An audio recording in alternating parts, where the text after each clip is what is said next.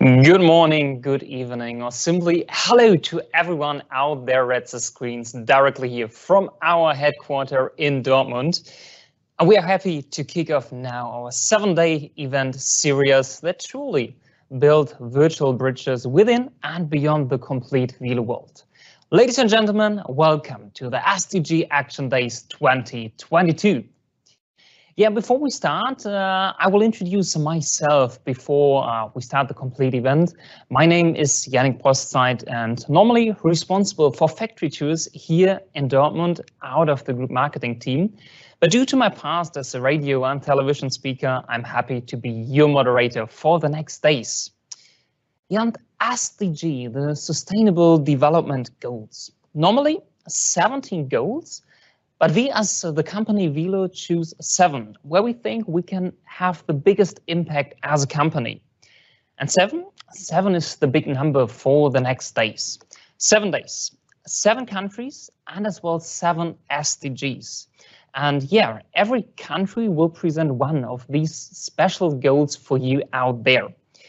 But here in our headquarters, we have one person, not 7 person, only one person who is responsible for this, and as well organized all this big event and brought all our colleagues around the globe together. I hope for a big virtual applause for Ricarda Marie Pompa, the head of corporate social responsibility here in Dortmund. Ricarda, welcome on our amazing stage. And it is amazing, isn't it? Absolutely, it's a great studio. Yannick, thank you so much for having me, and a warm welcome to everyone who is participating in this event. Ricarda, so we too will start now and kick off our special event. And the Sustainable Development Goals, it is a very cool campaign on its own. So why do you organize this big event? The Wilo SDG Action Days are our commitment to the Global Goals Week. This is a coalition of more than 160 partners all around the world, all speaking as one voice in the fight against climate change. Okay, so we choose 7 different goals as the company Wilo, and we have 7 different Wilo sites. And together with this country, we have also 7 different special projects, right? Correct. There are 7 relevant SDGs to the Wilo group. Moreover, there are 7 Wilo locations who will hold an online event, each focusing on one of the 7 SDGs. So altogether, we have 7 SDGs, 7 countries, and of course, 7 online events. I'm very excited for the next days, and I think all of you out there as well. And I want to know some more about the projects later on from every production site. But Ricarda, let us have a look at the complete week. So a little overview of the different days. So today we start this event with the first SDG, the SDG 13, the climate action, with our colleagues out of France. How we continue? This will be followed by Wilo Turkey, focusing on SDG number 12, responsible consumption and production. And then on Wednesday, special day, SDG 11, sustainable cities and communities, and who will be a better host for this day than our colleagues from Wilo Middle East and Northern Africa. That's true. And on Thursday, Wilo Kenya will focus on SDG number 8, decent work and economic growth. Then last day of this week, but we continue on the next week, Friday, with our colleagues from Wilo Kazakhstan. I'm very happy to have them here. And they have the special project for the SDG 17, the topic Partnership for Goals. And after the break, we continue on Monday with which SDG? Latin America will start the next week focusing on SDG number 6, clean water and sanitation. And then Tuesday, we will end the complete live streaming event with our colleagues from Cedarburg, so directly out of the USA, and they will talk about the SDG 9, industry, innovation and infrastructure. But a very important information for all of you out there.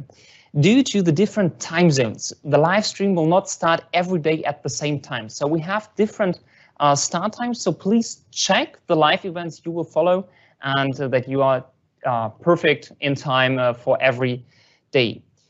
Ricarda, any important information missing? Yes, there's one more speciality about the Wilo SDG Action Days. In the roundup of each event, each Wilo location has received a special budget of our executive board. A special budget in the amount of 10,000 euros in order to implement a local project with a social ecological impact. I'm very excited to hear about exactly this project. And I mentioned it some minutes ago. 7 is the big number of the week, but the last days here in Dortmund, the number 150 was represented everywhere, 150 years anniversary. And we had a very big celebration party here at the Wilo Park. I took part in it. Of course I have. It was a huge anniversary. And of course, we all turned 150 years, the whole Wilo group.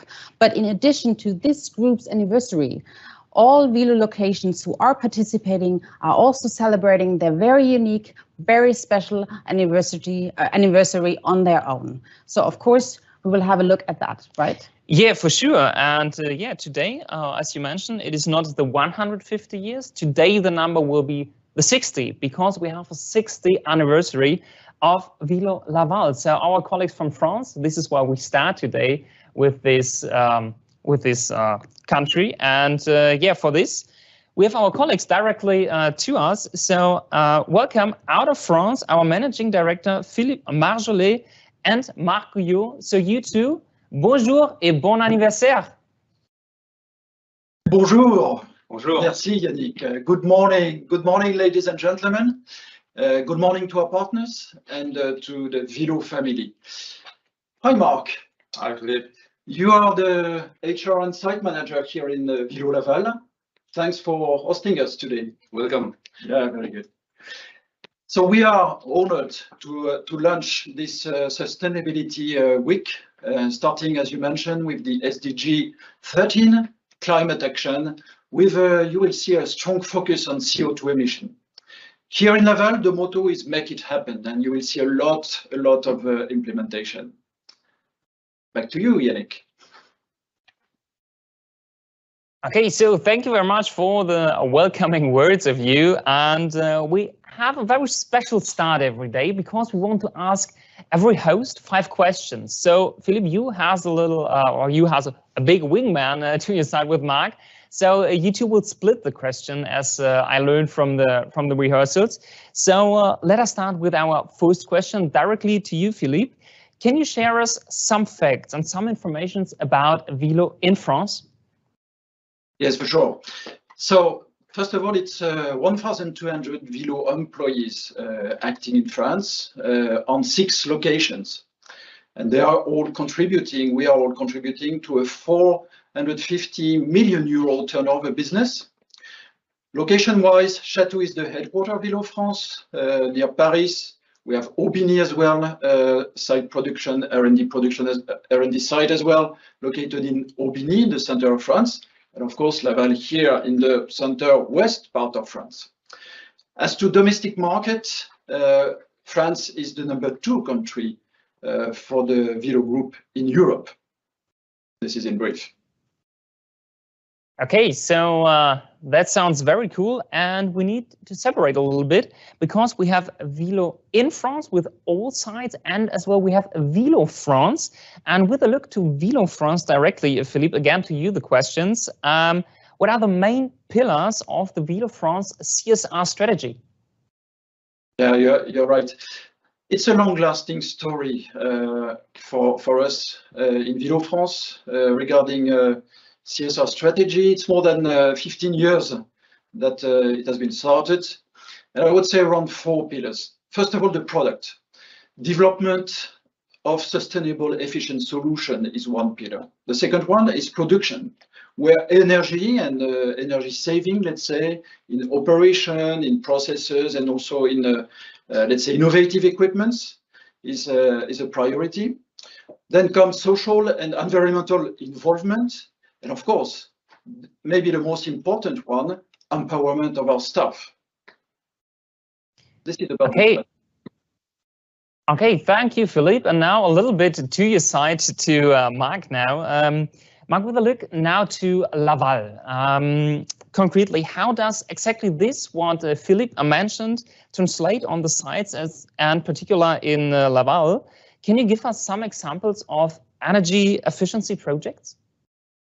Okay, 10% of the world's electricity consumption is devoted to powering hydraulic pumps. So for more than 20 years, our R&D team is working on energy savings and reduction of CO2 emissions. For that, we develop high-efficiency products, speed variation or connectivity between system and pumps. We are talking about 3 times less energy consumption for heating pumps, for example. In addition to that, we also launched some years ago a low-carbon transition program. Overview of some achievements. We subscribed to a green electricity contract in 2014. The 25,000 square meters of the roof of the plant has been insulated. We also launched strong investment programs permitted year after year to replace our high-consuming machines by high-efficiency ones. Thanks to these initiatives, the energy consumption of our product site has been reduced by 30% for the last 8 years. Wow, that sounds very amazing, and thank you for these insights. Philip, back to you for one question. With exactly this, what are the openings and new avenues conducive to the developments of this strategy? Well, let's say basically we will continue and even increase this dynamic with avoiding, reducing consumption and CO2 emission, and also capturing this CO2 emission. So this is the plan. We are studying, let's say, all new sources of energy possible. Solar, biomass, hydrogen are at the agenda, let's say. What is important as well is we have now, let's say, other projects. Biomass boiler is now planned. Is it 2024? 24. Definitely. And also biomass use for trucks. And I must say as well that we are eager to duplicate the hydrogen generation equipment implementation in the Wilo Park in Laval, of course. So hydrogen definitely is at the agenda for the future. Yeah, and we will hear as well later on about this topic a little bit more. And one last question, the 5th question now to you, Mark, again. In your mind, what is the most important fact among all to succeed? Okay, as said before by you, Philippe, the most important is our staff. In fact, our employees are stakeholders of our CSR policy. In particular, through their involvement in the sorting of our bio-waste and this industrial waste.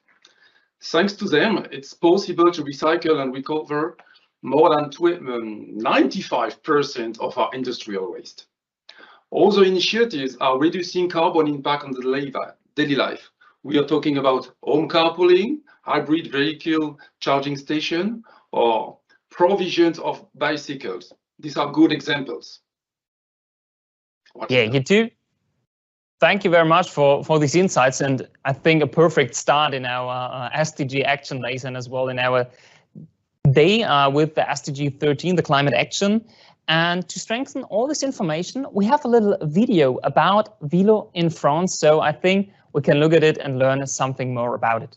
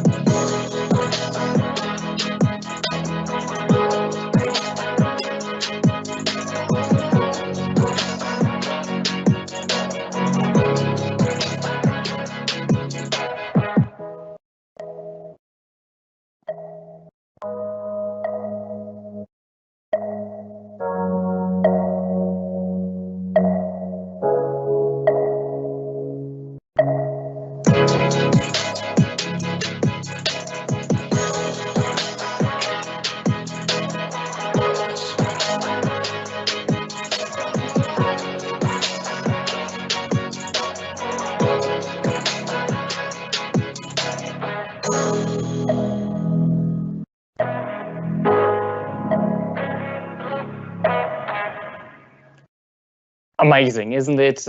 Truly, my friend is not good enough to understand every word on it, but the pictures say more than 1,000 words. So thank you very much for the colleagues in France for this video. And we in the live stream and as well we here in the studio are not the only persons who look at this amazing work in France. As well, our executive board members and as well the complete executive board look at it. And every day we will have special greetings and special words from one of our executive board members for every production site and as well to the projects. And who will be a better speaker to start exactly this part as our CEO, our Chief Executive Officer, Mr. Oliver Hermes. Dear colleagues, partners and friends of the Wilo Group, as President and CEO, I'm very happy to welcome you to day one of the Wilo SDG Action Days, our contribution to the Global Goals Week initiated by the United Nations Foundation. Considering ourselves a climate protective company, we will start with SDG number 13, Climate Action, presented by our French colleagues who are celebrating 60 years of Wilo France. If humankind cannot limit global warming to 1.5 degrees by 2030, climate catastrophes like droughts, rising sea levels or extreme weather cannot be prevented anymore. Shockingly, no G20 country is currently on track with its climate goals, which is why we need to take action right now. Climate protection has been part of Wilo's DNA since 1872. This is why our pumps and pumping systems are built to move water in a smart, efficient and climate-friendly way. By 2025, Wilo aims to reduce its CO2 emissions by 50% and become a climate-neutral producer worldwide, paving the way for a carbon-neutral future. Wilo France will today showcase how Wilo can help slow climate change. As our contribution to SDG 13, we donated money and joined forces to plant 1,000 trees in the surroundings of our local production site. Having studied and lived in France for a couple of years myself, it is my personal honor to follow the sustainable development of Wilo France. We congratulate our colleagues on their 60th anniversary and their commitment and are curious to exchange ideas on how to take climate action. Ladies and gentlemen, Mr. Oliver Hermes, our CEO of the Wilo Group, thank you very much for those motivating and as well good words for this SDG and this work here. At the beginning, you heard something about the projects. Ricarda mentioned it about the donation every country and every Wilo site has, and with this they have a special project in their field of the SDG. Today, SDG 13, the climate action. I'm very excited to hear about this project, as much information I can get. And our colleagues from Wilo France had now the big budget, and it is time to look at what happened exactly with it. For this, I don't want to explain it here from the studio in Dortmund. I want to hand over to my colleagues in France. And for you now to present all this, we not only have one person, we have two who also had a little presentation. So welcome on our virtual stage now, Laurent Masson and Sophie Grenier. And before we hand over, short information for you out there. If you have questions, feel free to type it in the chat function and we will have a little Q&A session afterwards. So now back to you and hand over to Wilo France, to Laurent Masson and Sophie Grenier. You two, the stage is yours. Thank you, Yannick. Good morning, ladies and gentlemen. Good morning, Sophie. Good morning. Nice to have you there in Laval. Thank you for being with us. You are CEO Business and Development and Communication of Trees Everywhere. We would like today, I'm really in fact excited because today it is the official launch of our new partnership with the Reforestation Initiative for, in fact, additional capture of CO2 emissions. So I'm really, in fact, excited to drive this project with Trees Everywhere. Later on, you will explain us your approach and the French initiative of 1 billion of trees carried out with, in fact, French communes all over France. But before, I would like to say a few words on this project, which is part of our strong sustainability strategy. We have chosen a biodiversity project with, in fact, reforestation action, and we will, in fact, plant 1,000 of trees in a forest island near our production site of Laval in Saint-Denis-sur-Sarthe. It is, in fact, a new contribution in line with our inclusion policy, because we are, in fact, developing this project with solidarity economy companies and schools. And it is, in fact, it illustrates our regional dynamics. Also, all employees of Wilo France will be able to participate during the planting period from December to March. First, let's watch a short explanatory video presenting the stakeholders, the challenge and the details, and then the floor will be yours. Thank you.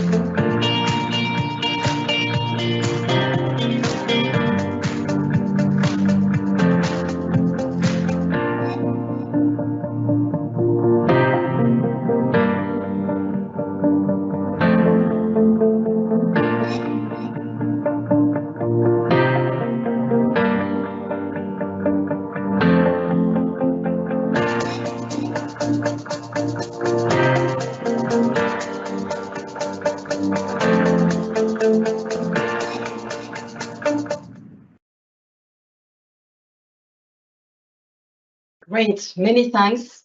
It's really an honor to be with you and to have been selected actually for this project nearby. So very excited to show you a bit more about why we do it, why are we engaged in that mission, what do we do and how do we do. The first thing which is important is you mentioned it, is that now all corporations are engaged into major programs, climate action, and reduction is part of major resources allocated, and it's part of the trajectory towards neutral carbon. Now, we all know that we cannot achieve that without as well considering capturing, and capturing is important.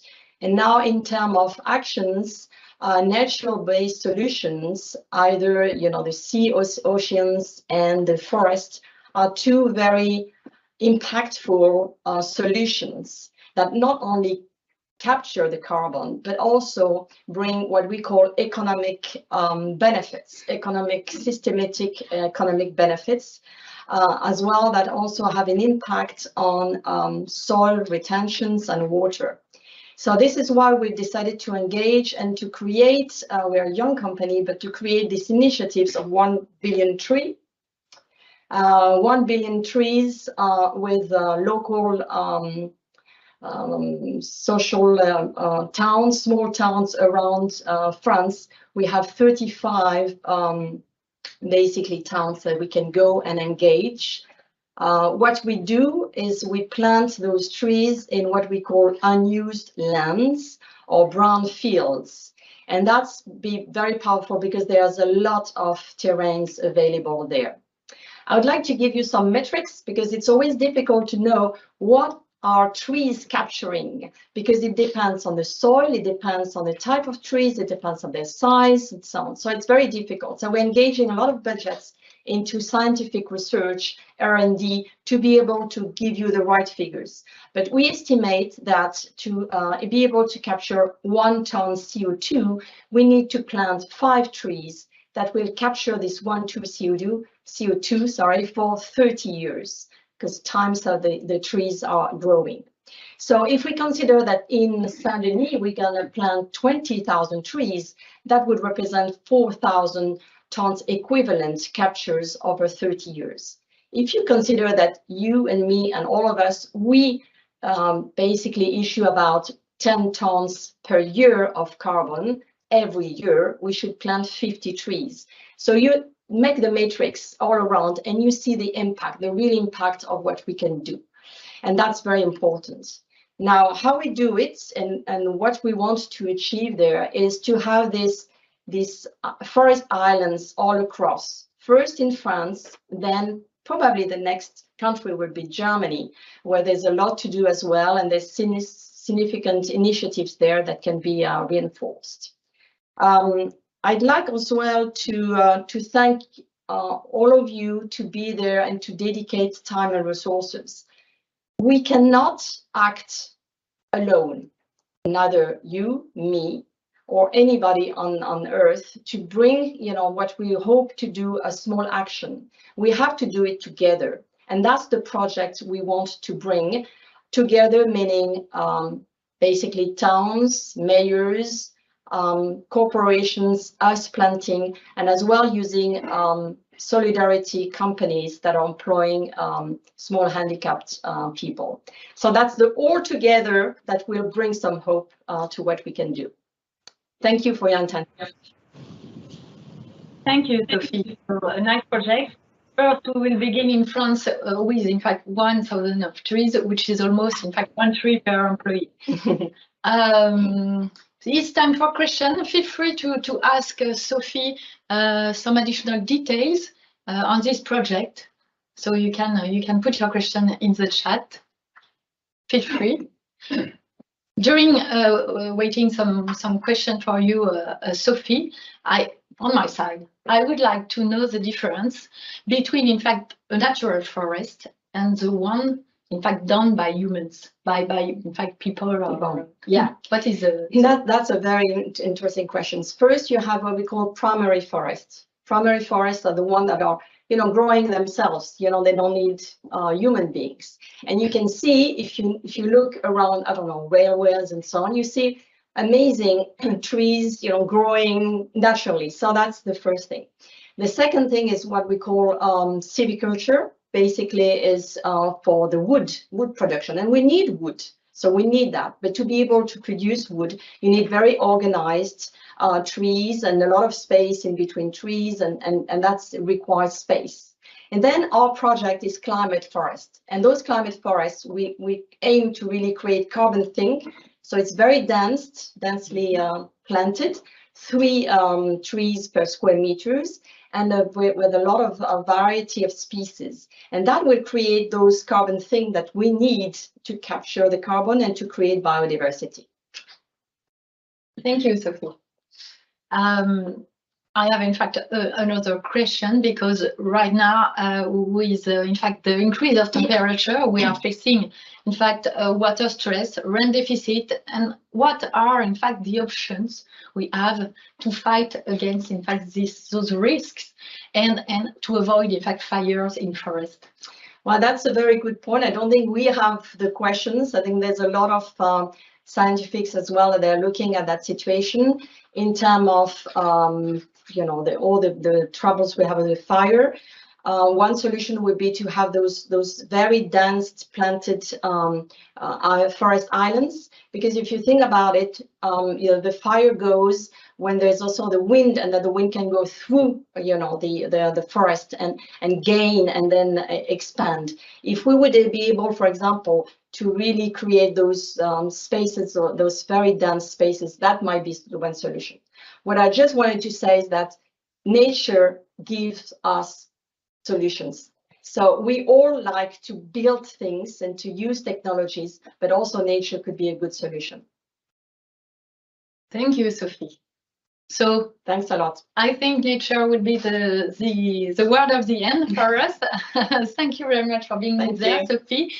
So back to Germany. Yannick, the floor is yours.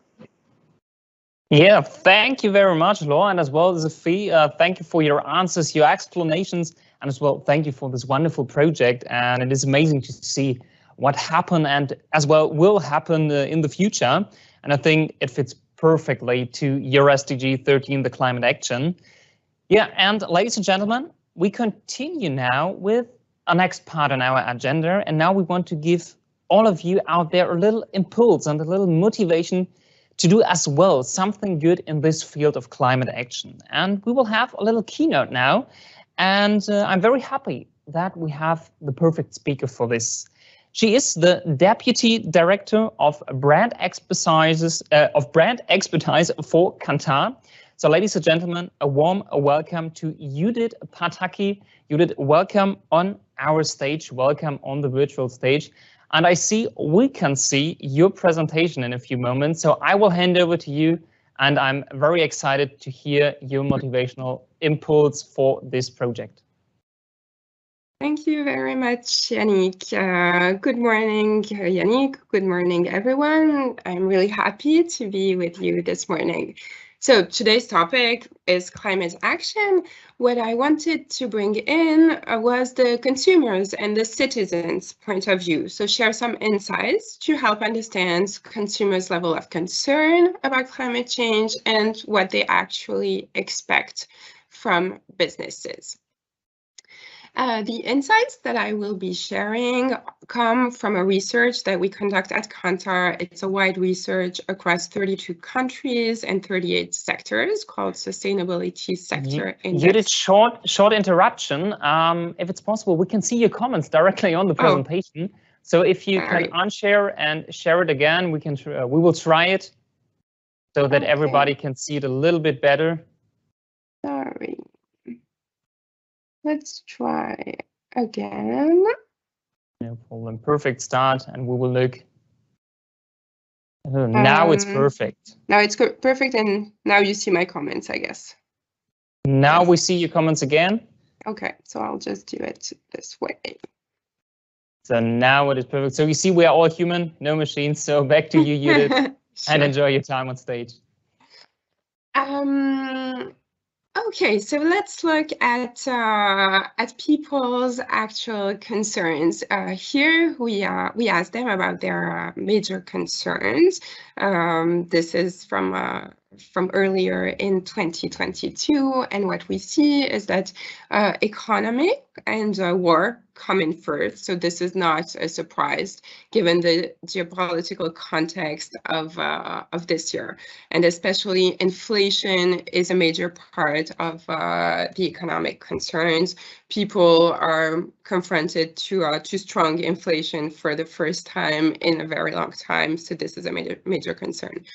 However, what was kind of a surprise to us was that despite the geopolitical context of this year, climate issues actually came in strongly with 28%. The third concern that was mentioned by consumers is climate issues, despite the concerns about economy and war.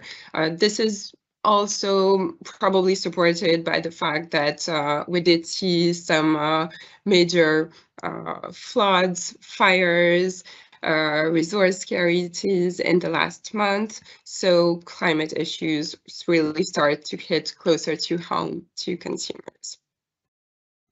What we also wanted to know was among these issues, who consumers actually expect to act, whose responsibility is it to tackle the different issues.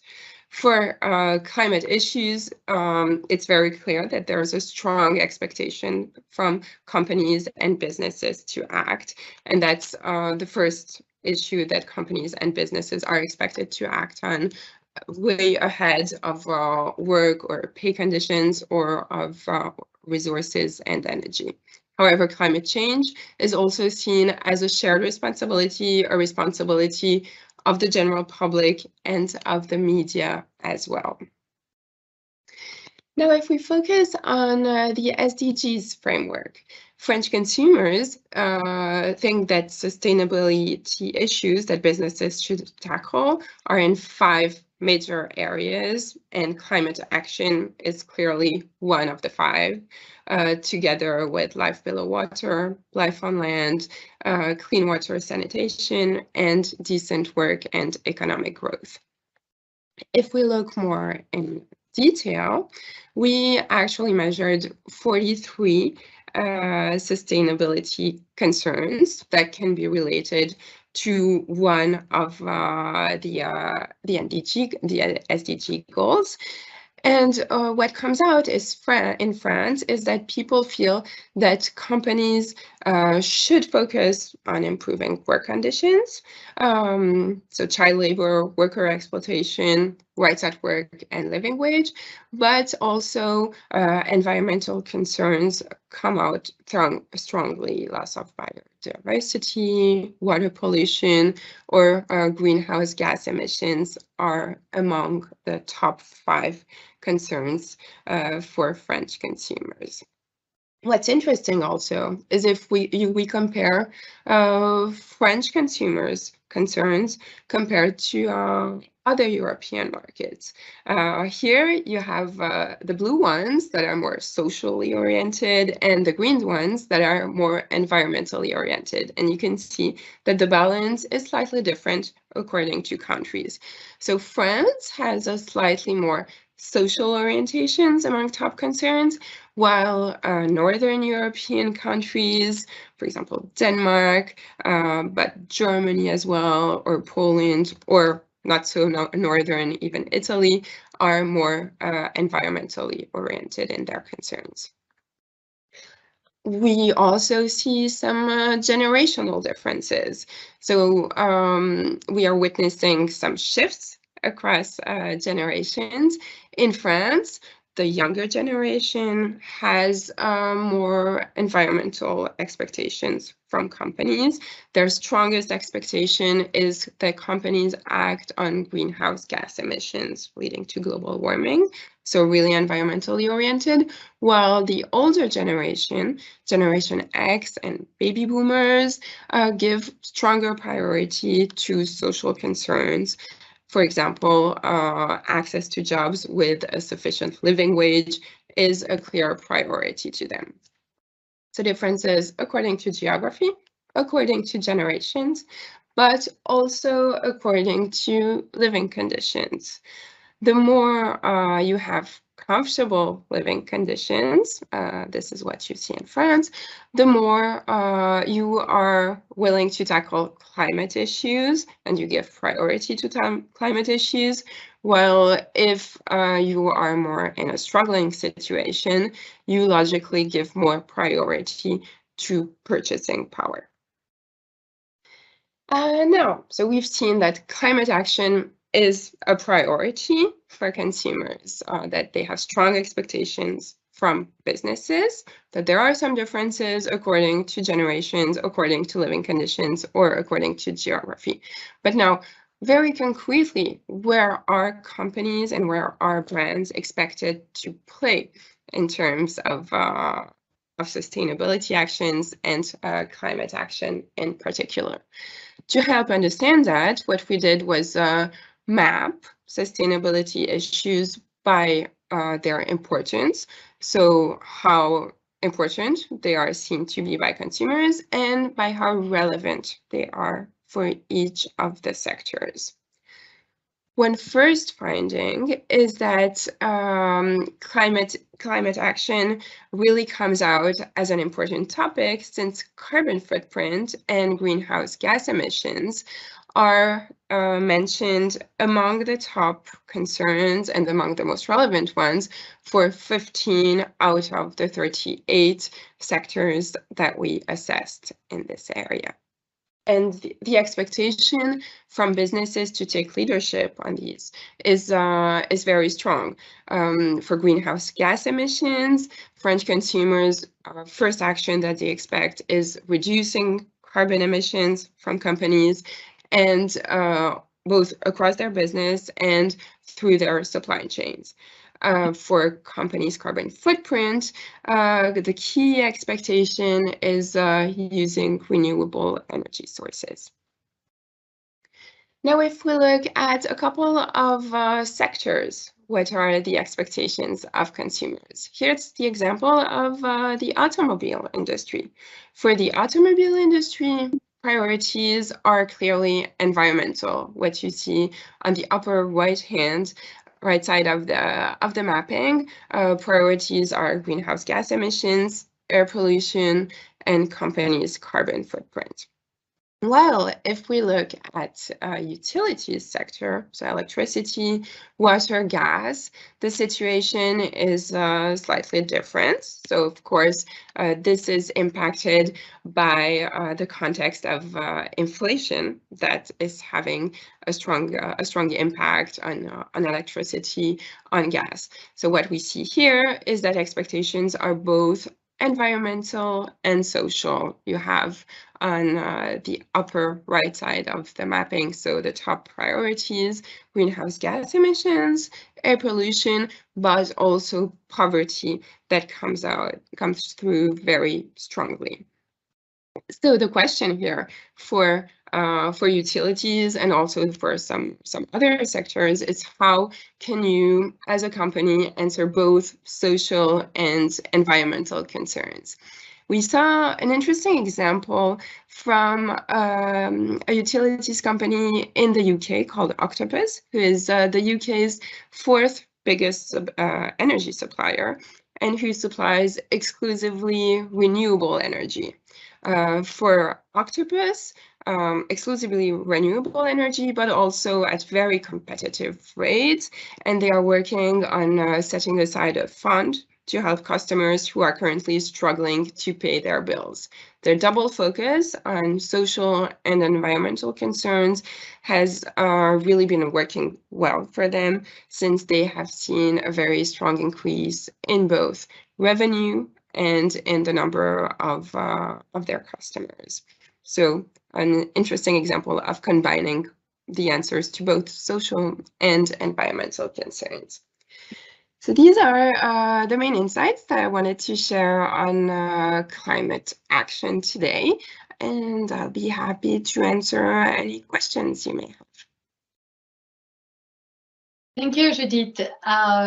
We have indeed one question on the chat. Are companies already acting upon climate change, interestingly, motivated or online, because the market expects them to?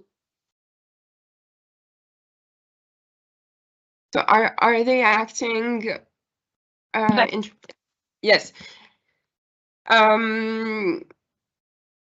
So that's not a direct information I have. My feeling from discussing with companies, from presenting these results to companies, is that it's actually both. So many companies are intrinsically feeling the urge to act against climate action, but that they also feel that the market expects it and that it will bring some business benefits, because we do see that that consumers tend to turn towards businesses who are taking action. So it's a combination of both, and it can really become a virtuous circle, actually. Okay, thank you, Judith. Another question, in fact, I would like to stay positive, but are the current crises an opportunity to accelerate changes towards a more sustainable world, or will, in fact, our purchasing power, on the contrary, slow down this evolution? So what we have been seeing is actually quite encouraging, because as I was mentioning, we were expecting economic concerns and concerns about war really take the lead upon concerns about climate, and we see that it is actually not the case, that all of them are very strongly present in citizens and in consumers' mind. So it's quite encouraging that we feel that climate will continue to be a priority, and also that companies who manage to answer both climate and purchasing power concerns are really seeing the benefits. Okay, thank you. Last question, and we will be back to Yannick. How can brands, in fact, take the opportunity and capitalize on those topics for the benefit of sustainable growth? Again, I think the winning combination is being able to tackle environment and social concern. So also an important thing to keep in mind is that we know that while people are really concerned about sustainability, there's often a gap between what they want to do and what they actually are able to do or are willing to do for the sake of sustainability. So for brands to be able to seize the opportunities, they also need to be able to bridge this gap, this value action gap, so to help bring sustainable options that are easy access, that are affordable, and that come easily to the mind of consumers. So these are really the keys to be able to seize these sustainable themes. Okay, thank you, Judith. No more questions. Thanks for your participation, and we go back to Germany. Yeah, Laure, Judith, thank you very much for this keynote and as well for the little Q&A session.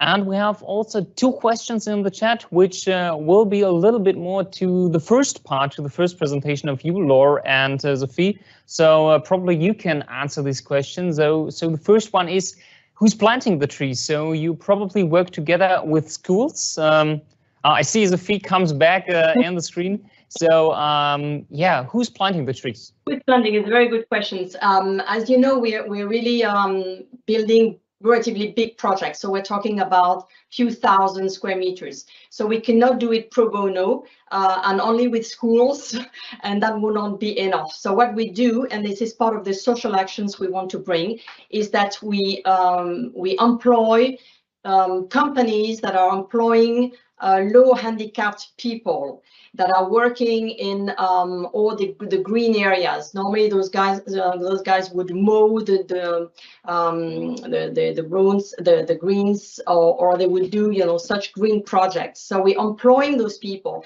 So what is very important is that when Wilo Groups is contributing, it's also contributing to create work, concrete work for these people. And we also plan to have your guys coming, so planting with us a couple of trees, and that would be also very excited to really have something visible and concrete, either than writing a check for a project which is far away. So I hope that answers your questions. We do and combine social and environmental impacts. And thanks, Judith, for your presentation. That was excellent. So I think we're on a good path for that. Thank you. Okay, and Sophie, don't go away. Probably you can answer our second questions about this topic. So we have another question. If do French employees contribute to the planting of trees, for example, a day for awareness and information about the project? About the different projects on our websites, we have 15 projects in France currently, running from a couple of thousand square meters to 2 hectares in downtown Metz, which is the east part of France. It's an amazing project of renaturation in a very high density zone area, where basically the town hall has decided to allocate that part to rebuild. Concretely for Saint-Denis, so you see we are planted this part. So the objective is to plant this part, and we do hope we're going to have many people coming from Laval and spend with us great time planting. We will be there. That sounds very, very cool. So thank you for your answers, and hopefully these are the answers for our colleagues and as well viewers around the world who ask. And as well, if you have questions out there at the screens, feel free to type it in the chat function, and we will ask them directly to the colleagues. So thank you very much again, Judith, for the presentation, and as well Sophie and Laure for the answers. And we continue with the next part on our agenda. So you heard something about the project. You heard something about from Judith, and now we continue with the next part. We don't have one speaker now. We will have a little panel discussion, and for this we have many cool speakers. And I heard something about them in the rehearsal, and I'm very excited. And as well, Laura, you had the opportunity to invite many speakers. So who are you invited? Well, we will, in fact, we have invited four persons. First, I will begin with women, Muriel McNeon, which is Energy and Environmental Transition R&D Manager of the C team. Joséphine Ledoux, Development and Business Director at Semplink. Guillaume Jouan, who is CEO and co-founder of EcoDesign Studio, and Erwan Rio, who is Hydrogen Project Director, for the region Pays de la Loire. For this panel discussion, so thanks a lot for being there with us. We are, in fact, a warm welcome to you. During this panel discussion, we will focus on how to go further, in fact, in carbon neutrality and the reduction of CO2 emissions. Let's start right now with the first question. So carbon neutrality and reduction of CO2 emission is a real industrial challenge. Performing and going further in the process are part of it. So how can we act at the source?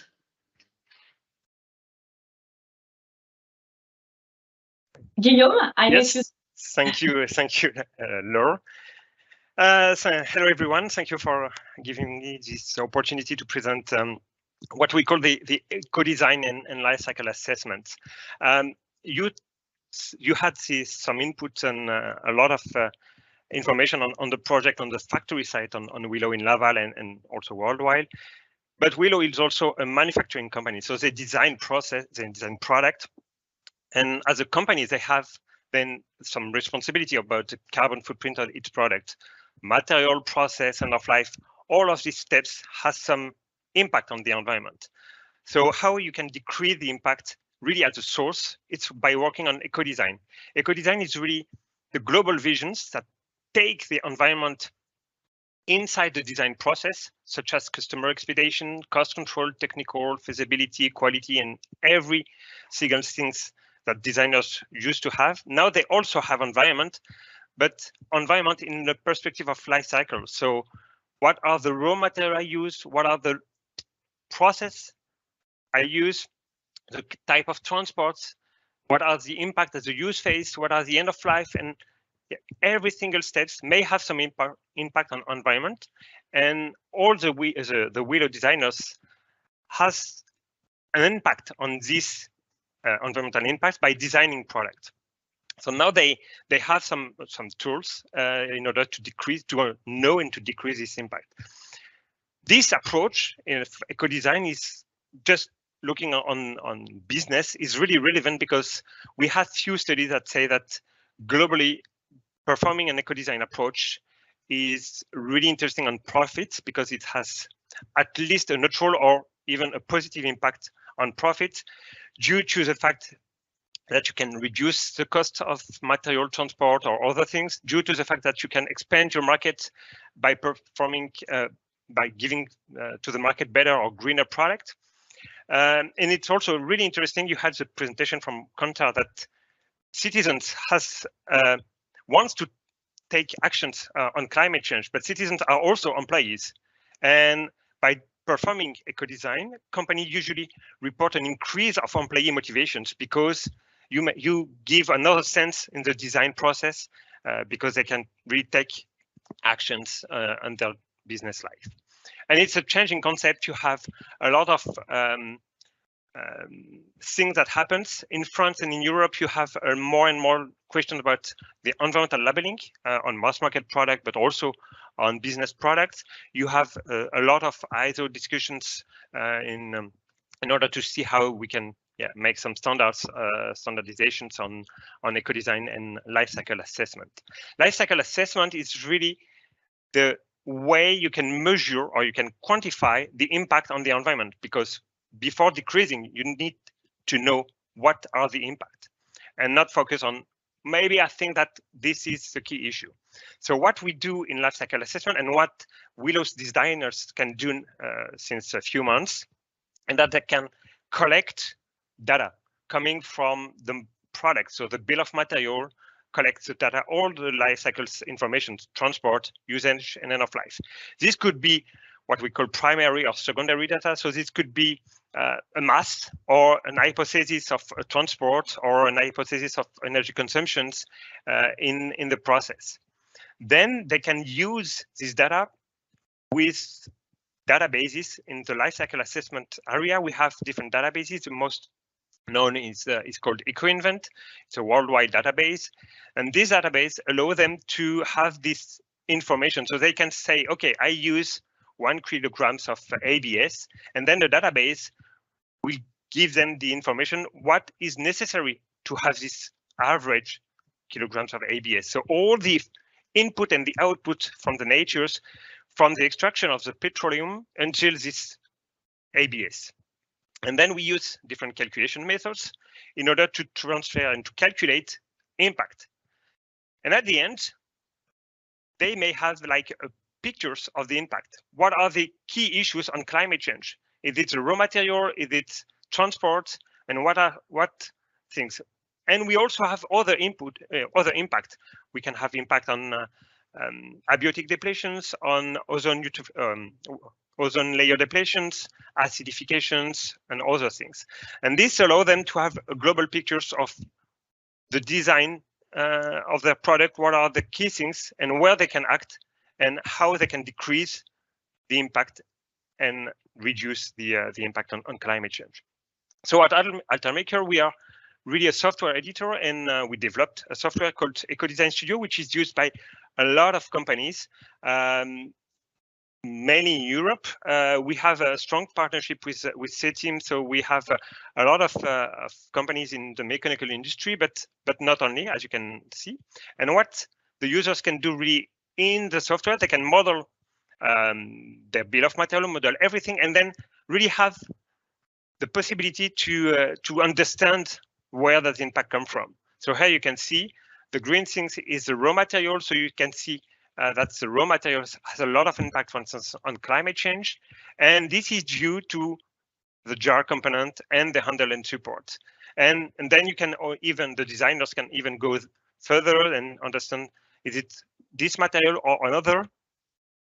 And with this information, they can create some alternative design and compare. What if I change? What if I change a glass to a metal?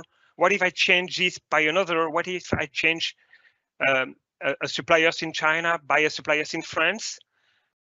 Or really what they want. And this will then highlight where it's good or not regarding the environment and give this information in the design process, in the design decisions, in order to take actions really strongly and with values, and not only with maybe I think that.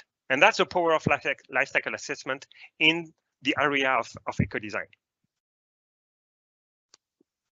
Thanks a lot, and I will be happy to answer if there is any questions.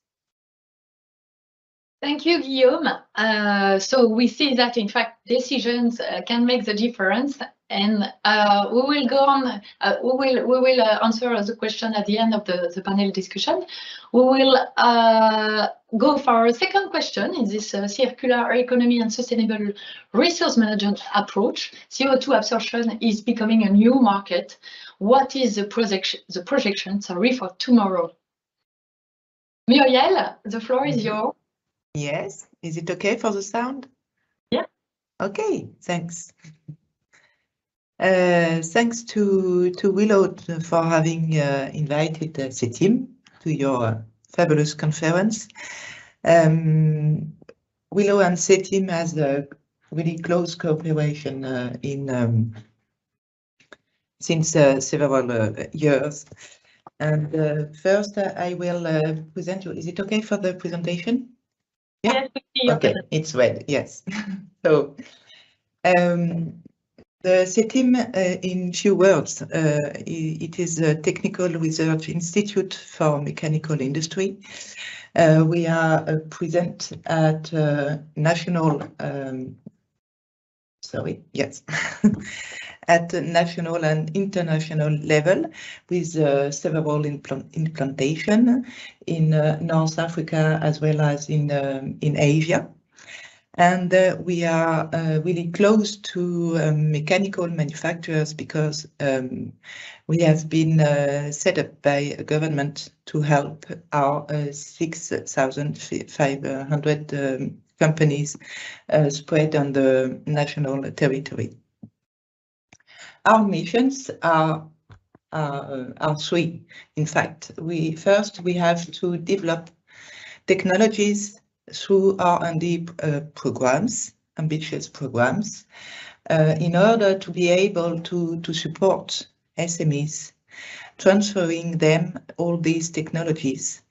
And thirdly, we have also commercial services and activities such as formation or test rigs to help users of mechanical industries to appropriate these technologies.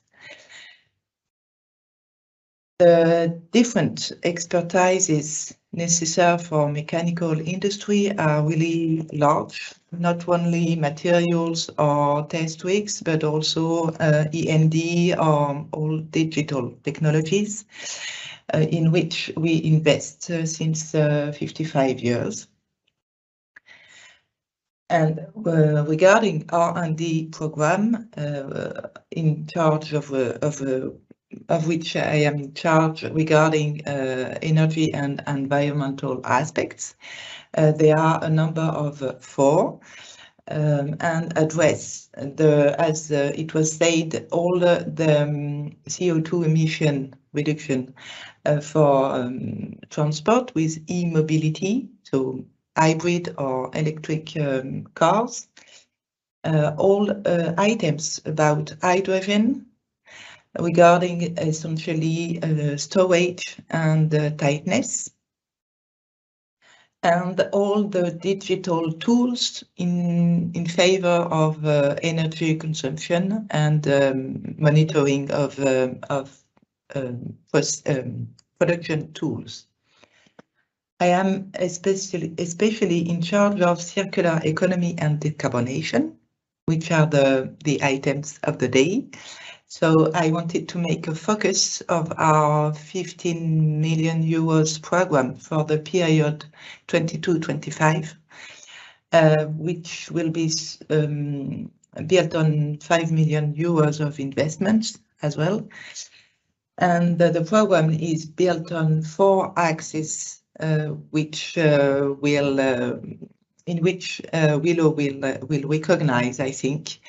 All the first one regards all the methodology, and Guillaume has just presented you before what kind of methodology we have to develop to make a product environmental footprint and how to get information in data available, how to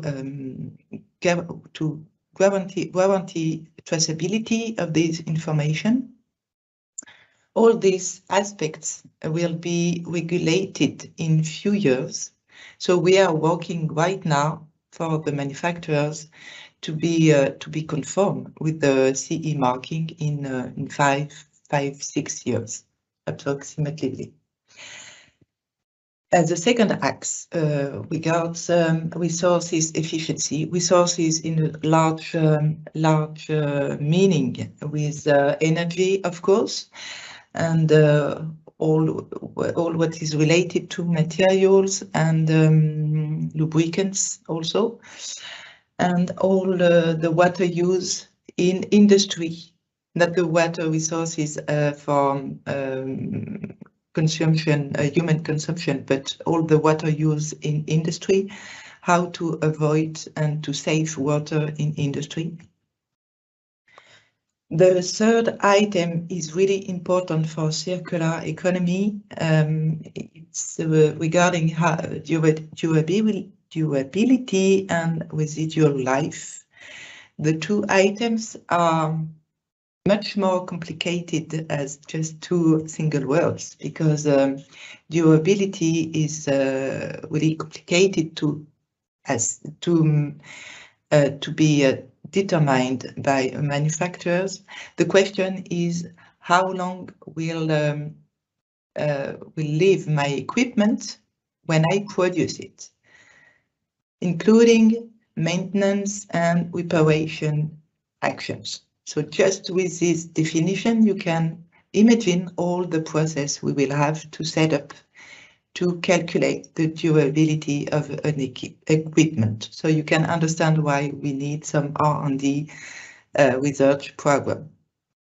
In the same way, the residual life have to answer the question, my equipment lived during 15 years. I have built it for 30 years.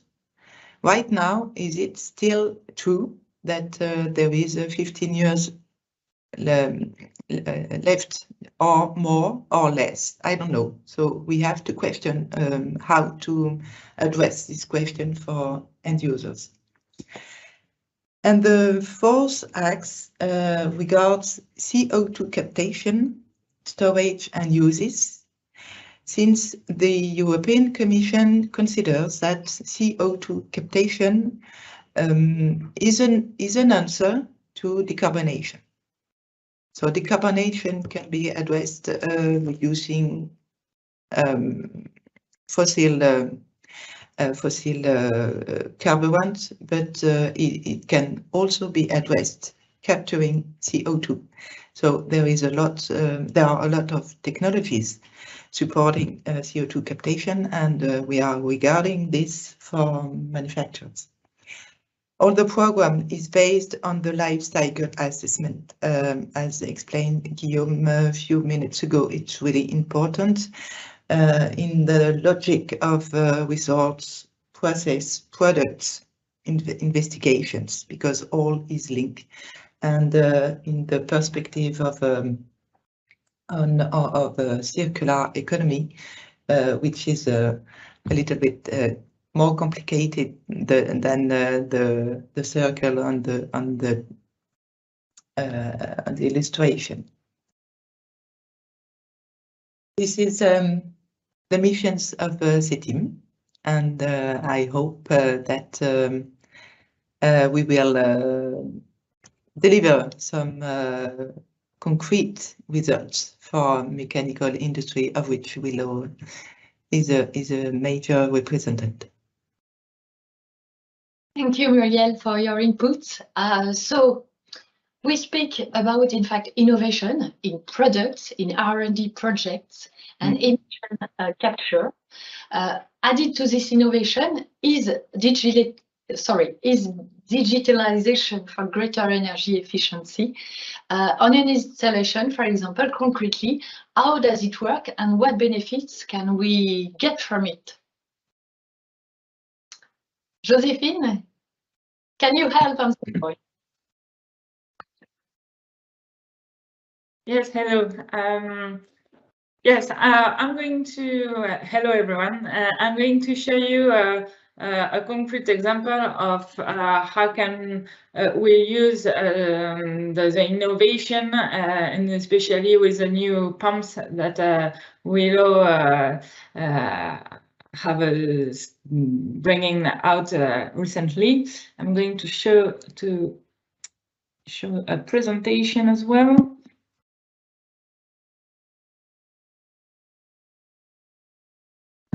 Up here. Is that okay? Can you see the presentation? Yes. Yes. Good. So first of all, nice to meet you all. I'm Joséphine Ledoux from Enera Conseil. I'm a co-founder as well. And Enera is an engineering consulting agency that we have created in 2006. And we are specialized in buildings renovation. We do thermal studies and conception of thermal installation. But what that concerns us today is more the energy management that includes a platform and a system that connects installation to be able to manage what the installation and control and check all the data from this installation in order to improve the way of working and as well to do energy saving, of course.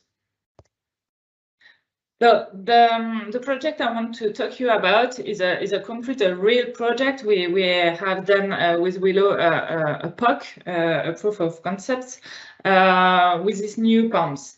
So the building is in Paris. It's a flat building, and all the hot water and heating installation were quite old, and especially the pumps, and they needed to be replaced. So the installer replaced all the old pumps with the new Strato-Maxo pumps that are including a small computer. It's actually a small computer that is providing very specific and precise information as temperature, as flow, hot water flow or heating water flow, and more, because it's analyzing as well the information, and that includes kind of artificial intelligence, because you'll see just after that managed to improve the principle of the flow and the temperature in the pipes. On this building, they had a big problem with the Legionella due to a temperature of the hot water system that wasn't high enough, and the Legionella has developed through the years into the system, and people have been sick. So they really had to do something about it. They tried different way of increasing the temperature, but that wasn't enough. So we put these pumps, and we hoped that would have been better for all the temperature. So those pumps, they bring you a lot of information. You can connect them, and because it's of course easier to check all this information and follow these informations on a computer. So to do that, we connected the pumps with a module, a transmitter in LoRaWAN signal. I don't know if you know LoRa, but in France it's something that develops a lot for IoT products. And it's working. It's a radio network that works on a national network and is able to send all this data from the equipment to our platform. So here are the results. As you can see, the temperature curve is quite flat. The difference between the lowest and the highest temperature is approximately 1 degree, which is really good, because that can we are able with that to adjust the temperature just high enough to avoid a Legionella problem, but not too much that it will save energy, because the problem usually, that's another example. Here the lowest temperature is 54 degrees and the highest is almost 59 degrees. So you have a 5 degrees difference. So in order to be always above 50 degrees, you need to get the nominal temperature quite high, and that of course uses a lot of energy. So because of the flow control pump, you can have a very small differences of temperature between the lowest and the highest, and you can choose precisely which temperature you want to be. So here is 55. It could be lower. If it could be, we are saying that 52 degrees would be a good temperature, because you don't get you will never go under 50 degrees with a nominal temperature of 52. But that's because of the flow control pump. But you also have the possibility with this pump to get the information about the consumption on each pipe, which is very interesting for us to understand when do you consume energy, and to be able to see the impacts of any kind of modification on the system, and to be able to measure the improvement and the impact of every work you do to save energy as well. The last thing we've done for this test was to get a board that will manage to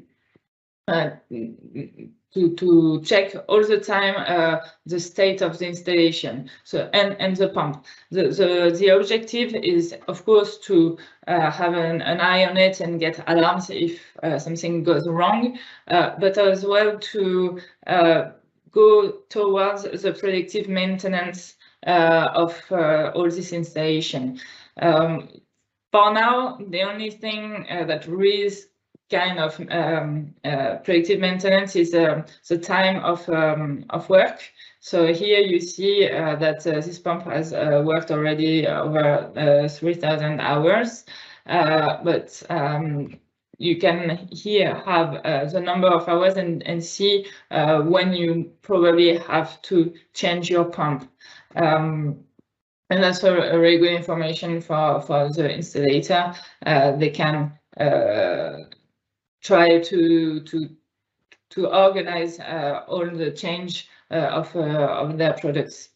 But yeah, that's you can see here as well the flow and the speed and the pressure. So it's much more easier for the installer and the maintenance company to understand how it works this installation, and to be able to really improve the settings in order to save energy, because actually we think that you have between 15 and 20% of energy you can save just by improving the settings of the system, and that's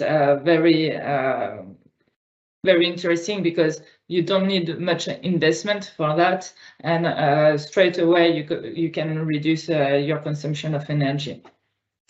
The last thing I wanted to say to you is it's very good to have data.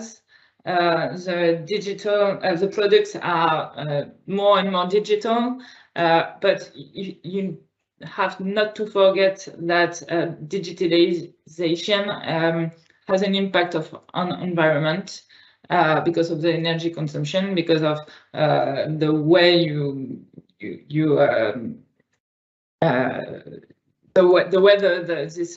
all these digital products are made. So it's important to have that in mind and to reuse this data to balance, to have a good balance of impacts. So the impacts of using the data has to be better than the impacts of producing data. And for that, it's really important that everyone gets to learn how to use it, and the company have to get someone, because the computer, okay, brings the data up, analyzing it, but if you don't have a human behind who is actually checking this data and getting action after that, there's no point. So it's really important to know which data are important and which are not, because if you have too many data, you stop looking at them. So it's important really to know why you are doing that, and then check if all this digitalization has a real impact on energy savings. And if you have questions, I'm here for you. Thank you, Josephine. So I understand we have to stay connected. We cannot end this roundtable without mentioning the main source of energy of the future, because we have in fact project in Dortmund, but there is also a big project in the region of Pays de la Loire. A warm welcome to Erwan Rio to introduce, in fact, and end our panel discussion with the hydrogen topic. Hello. I hope that we see your screen. Everything. Yeah. Okay. So now the camera is on. Everything is on. Good morning, everyone, and thanks to welcome me on your panel. I'm proud to present how energy transition takes place in Pays de la Loire, so our region where you have your factory in Laval, and how hydrogen can contribute to this energy transition. So first of all, I would like to show you a few pictures of our region, which we are proud of, because this region have a long history, a very nice environment, and our goal is really to take care of this environment that we inherited, to take action to secure the development of its environment, and this is for the future generations, for them to enjoy this environment in the future. So this is where our energy transition policy takes place. Regarding the climate change, our president said that the climate change is affecting our territories and imposing deep transformation, and it requires everyone's commitment. And the presentation of Wilo strategy and the other presentation just before show us how important it is to involve everyone in this energy transition. The main pillars of our strategy to fight against climate change are on energetic transition first, on biodiversity, on water and littoral, and circular economy. So on each of these pillars, we have a subdivision and sub-projects and roadmaps to involve more and more people and involve more and more companies to take actions and to contribute to this fight. If I go deeper in the detail of energetic transition, we have also 4 roadmaps, and the first one is committed to improve the energy efficiency.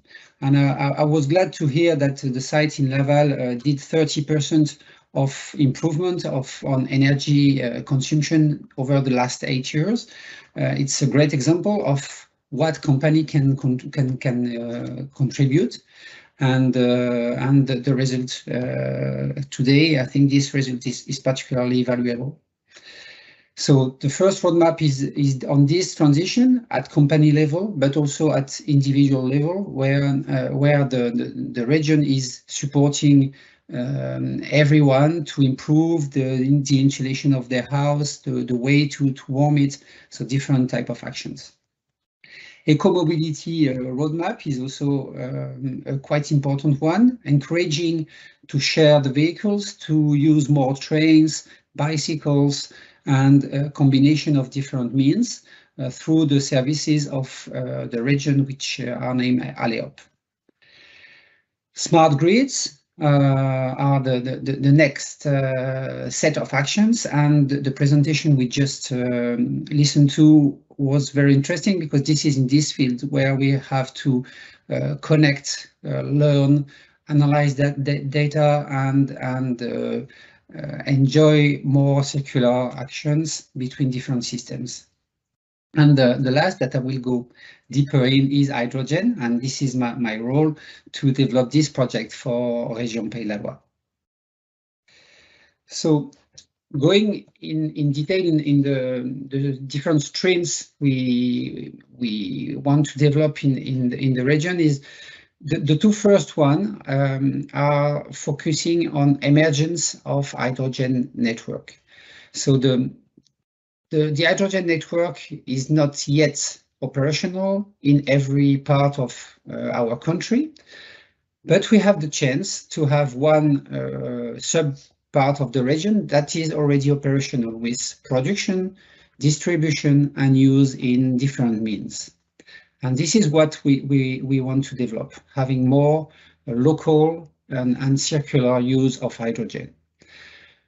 We also encourage the support and the use of hydrogen through the support to investments of vehicles, as an example, and particularly with the means of the region which are dedicated to mobility, so trains, cars, and some vessels that are going from the mainland to the islands. So this is emergence, and this is one step that is really important. And the most important is to prepare the future, so to engage more research and development on different activities. And we believe that our strong industrial network can contribute a lot on this R&D. Also, we have a lot of laboratories that can contribute. I will go deeper in detail on this topic later on. And of course, we offer our companies and local stakeholders opportunities to connect with international networks and develop, as an example, European projects, or to be present at some fairs. Let's take some examples of ecosystems in our region. So you can see on this map, so I just added this morning a very small map because I know that for everyone it's not obvious where is Pays de la Loire. So it's in this corner of France. And in this territory, we have different ecosystems. So the goal is really to grow these ecosystems through the territories so that the hydrogen network will take place and will allow economic activity through logistics, through local use in industry, or use in the main cities with buses or garbage trucks or means like that. So we have different ecosystems with different level of maturity, and this is the goal of the region, to support those ecosystems to grow, to identify potential producers, potential users, to connect them, and to make project happen. As you see, all the territory is not yet covered, and if you focus on Laval sites, currently we are in discussion with different industrial stakeholders, more at the industrial level, to identify the potential of development in this area. I would like to mention also and to highlight one very important project, which is named H2 West. So this one in Vendée, because this is the first one that was really operational with wind turbines directly connected to electrolyzer to produce hydrogen. We have different distribution stations and use in this area, and this is totally operational currently. Coming back on the hydrogen and research and development, I would like to highlight that innovation is part of the DNA of our research and industrial stakeholders. Hydrogen projects took place the first one in the 2010, 2012, and was developed during the last 10 years to have a first vessel in Nantes, in one of the cities of our region, first vessel that is transporting people across a river, the first distribution station in the city, so it was quite early. But we have also a lot of means available in the region to develop more R&D program. The region is investing quite a lot of funds on these programs, and currently we already invested more than 11 millions, both on ecosystems and R&D platforms and projects. So focusing on these R&D and hydrogen opportunities, what we believe is that we have to use our strengths. So the strengths are led by big players in aeronautics, maritime industry, energy industry, and we have many technocampus. So these are shared facilities with machines to develop more innovation, to work in collaborative projects, and to develop new solutions dedicated to hydrogen. So we really use these strengths to develop a new network on hydrogen, but using the actual developments that are shared between different stakeholders. And this led us to identify a quite significant network of companies. So we have about 85 companies currently in the regions working on hydrogen program. This created already about 200 jobs, and we have about 14 research labs working on different R&D programs. So this is really the DNA of our region, and I'm sure I can add the logo of Wilo soon in this slide. So to end my presentation, I will just go through a few pictures to highlight or to show you exactly what hydrogen means currently in our region. So this is the so name called Navibus.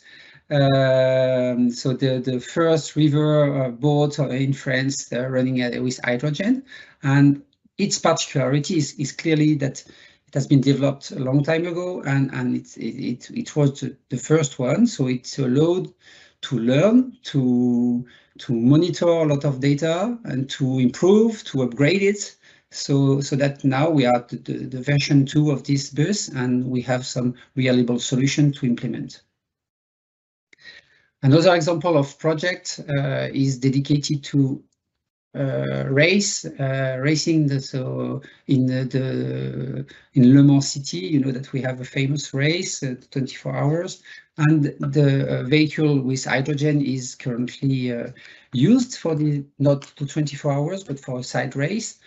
And in the future, we will have a category of cars dedicated to hydrogen. So that's a huge opportunity to develop more technologies around hydrogen. This is a picture of the live production station. So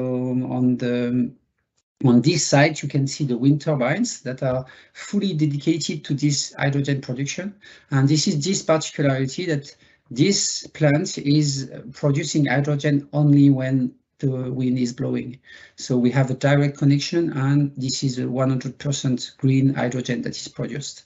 So it was the first in France, in Europe, and maybe in the world. And last, just a picture of the bus in Le Mans. So this bus has been used for 3 years now, and allowed again to improve, to know how it works, to improve the maintenance, improve the facilities that are used for this project, so that now we are planning for the second phase of the development of the buses in this area. So these are a few examples. I hope it highlights a little bit what Région Pays de la Loire is doing, and if you have any question, I'm available. Thank you, Erwan, for presenting, in fact, the core strategy of the region. We will be very pleased to add our logo among the, in fact, the already companies involved in this kind of project. Maybe I don't see if there is some question. Maybe Yannick, you could help on this point. Yeah, for sure. We have a question in the chat for you. The question, Evan, how far is the H2 development in France compared to other European countries? Do you have any insights?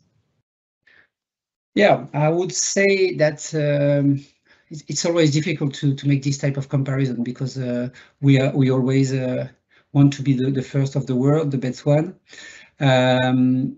I believe that we have a strong commitment of the government, so both at national level and at regional level. So every region have a roadmap to develop hydrogen. So currently, I don't think we are the first of the world, but we are part of the first, for sure. We have a lot of companies interested in these developments, and the question is always, who is starting? So should we have more production, more distribution, more use? And if I compare our regional, I just mentioned this very Western territories where we have production, distribution, and use already operational. If you look at operational ecosystems in Europe, there are few. So we are part of the few who are leading that. Then everyone is willing to develop more programs. So we fight hard to bring more R&D, more innovation, and more implementation. So I believe we are well positioned. That sounds very cool, and thank you very much for the answer. I will hand over again back to Laura, because Laura, you had moderated the panel discussion and the questions. Do you have any points to add to the panel discussions, questions from your side directly to the speakers? Not especially. I just would like to thank everybody for the participation. It was really an interesting presentation for each, in fact, speaker. So thanks a lot for sharing your expertise. And I hope we will do, in fact, maybe another, in fact, panel discussion in the future, presentation, both together. So thanks a lot for your participation. Have a nice day. Okay, that sounds very cool. Then from my side also, or from the complete headquarters side, thank you very much. First of all, to all our speakers for your presentations, for all the insights, and as well, thank you very much, Laura, for the moderation of the panel discussion and as well the Q&A. And yeah, I'm a little bit flashed about all this information, very cool information, important information about the topic and as well the SDG 13, the climate action.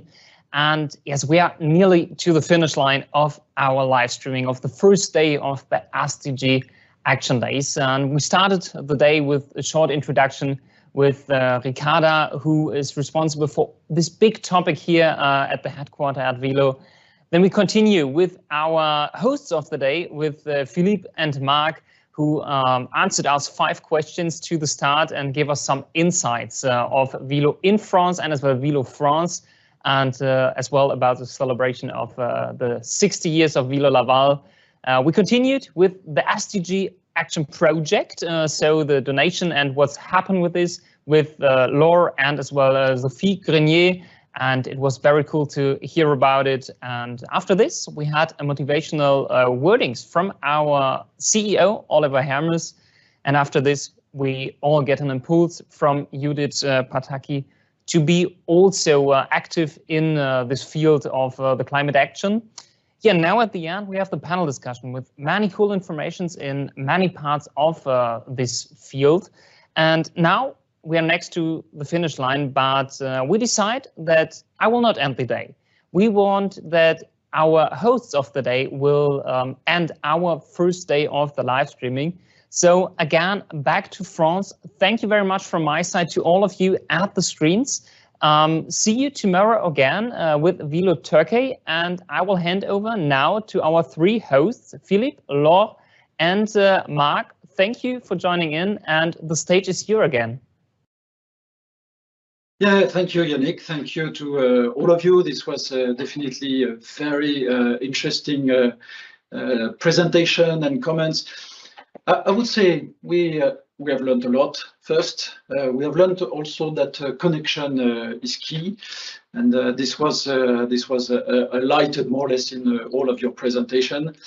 Personally, I love the one of hydrogen because it is definitely the echo of what has been done in Dortmund last week with the inauguration of the H2, let's say, production, on-site production and utilization equipment, which is of a great value in the path to climate neutrality for a production site.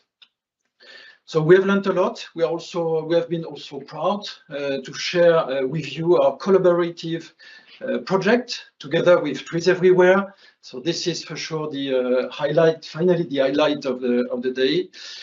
So thanks to all of you for your highly inspiring words and presentation. I would say my last word definitely goes to our staff.